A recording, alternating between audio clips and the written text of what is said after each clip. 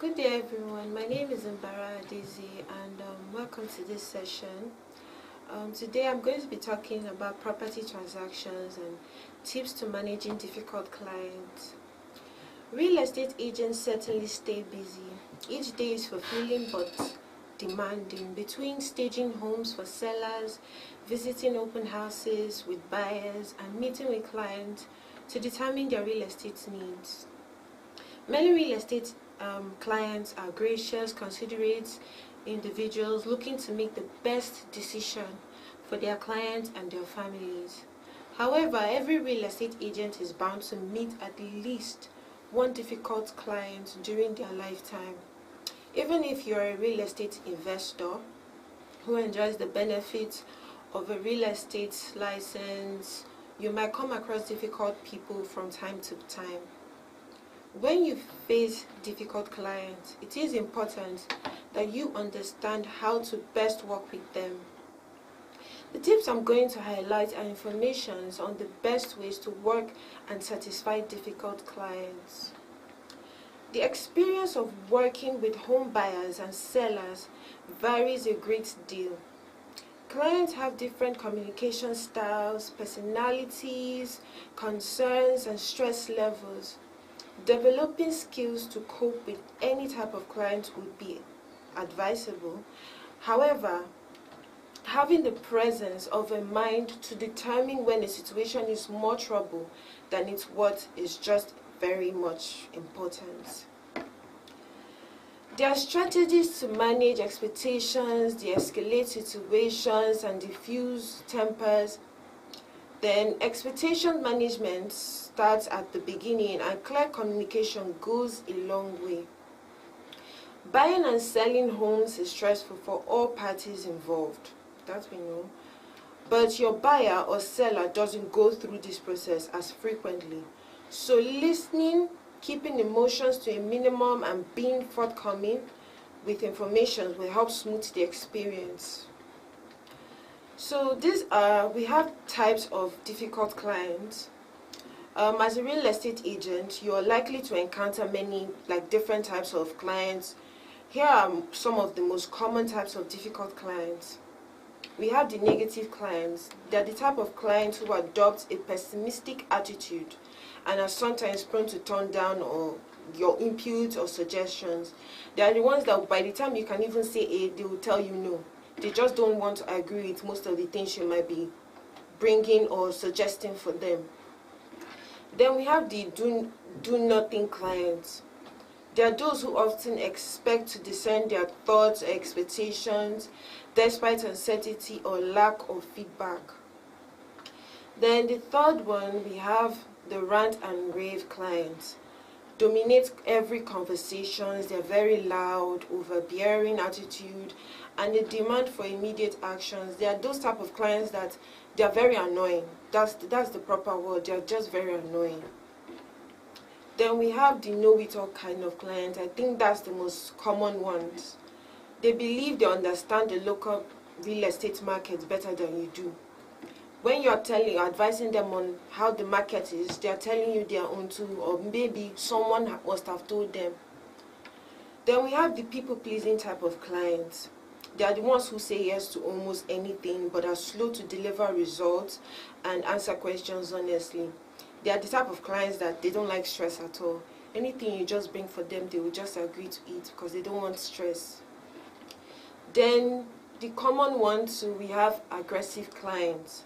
They are the ones who believe they own the need, that they believe their own needs should be brought first before any other person's own, and before the need of any other clients.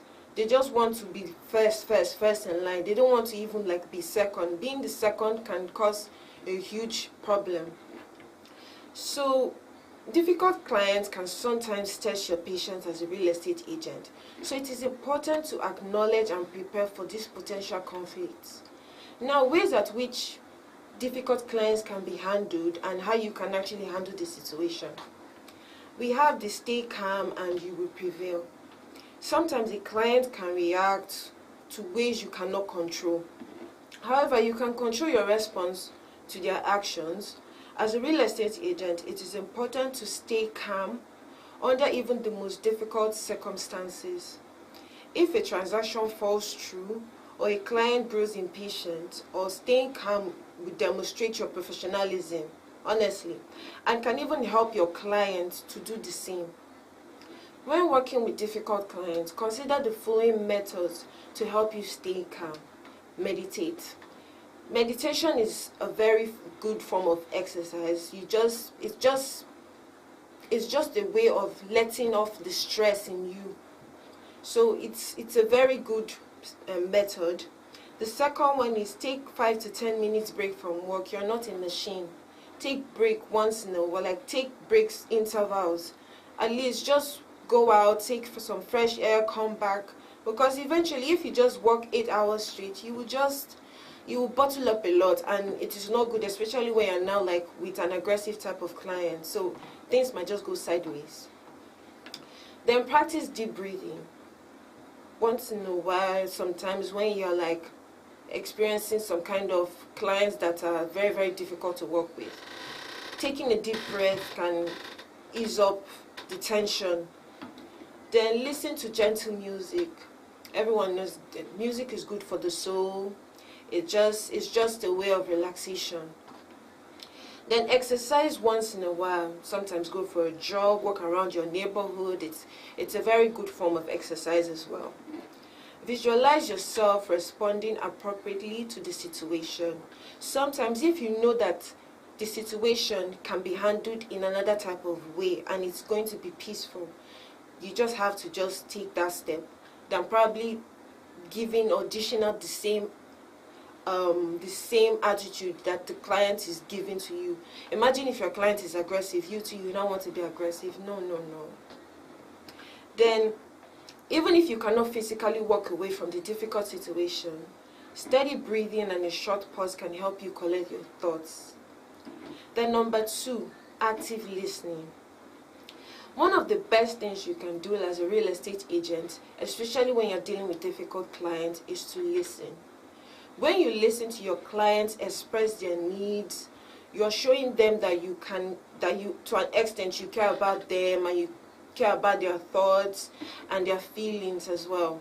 Even if you're facing difficult clients, listening to their concerns helps improve the chances to their success and yours. In other circumstances, failure to listen can result in miscommunication. Imagine if your client is telling you what he or she wants and your mind is somewhere else, or maybe you're thinking of something far. You might not be able to gather up the information that your client might be letting you know. So eventually, if you take your client to inspect a property, if your client actually demanded for a 3-bedroom flat and you take your client to a duplex, your client is going to be angry and the whole thing might just end up, there might be a huge misunderstanding and it might just insult to be throwing left, right, front, back. So if you fail to listen to your client as they communicate, you could be the cause of the issue to come. Your client might grow agitated when it becomes apparent that you are taking their concerns to heart. They may even decide that to trust another agent. They might just decide to leave you and probably go to another agent because they might see you as someone who is not serious, and maybe you are not really taking what they're telling you very serious. So they might just drop you and find another person, and that would be a loss for you. Then a good technique to practice an active listening is the process of relaying what you have understood either verbally or when writing. Now number 3, show empathy. Real estate agents work for their clients, so it's important that you stay mindful of their needs. Often a client needs to change between the beginning and the end of the home buying process.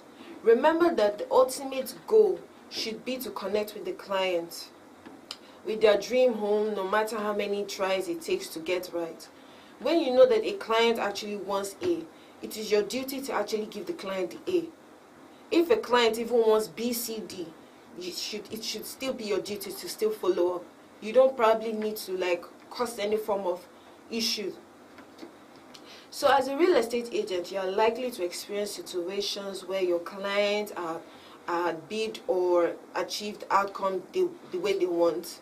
Even if you can't solve the client's issues, empathizing is important. Empathy goes a long way towards showing your clients that you care and that you're still committed to helping them reach their goals. Empathy can just be as simple as agreeing with their experience or showing a similar story. You can also help elevate the client by providing tips on how they can uplift themselves. By simply just getting out there again and acknowledging that this was a great learning experience.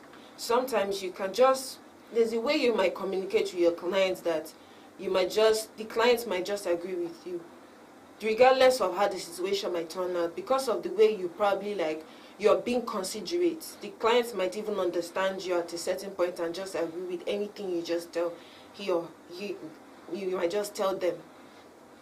So the next one is practice good communication. Communication with clients can mean differences between a closed sale and a frustrated buyer.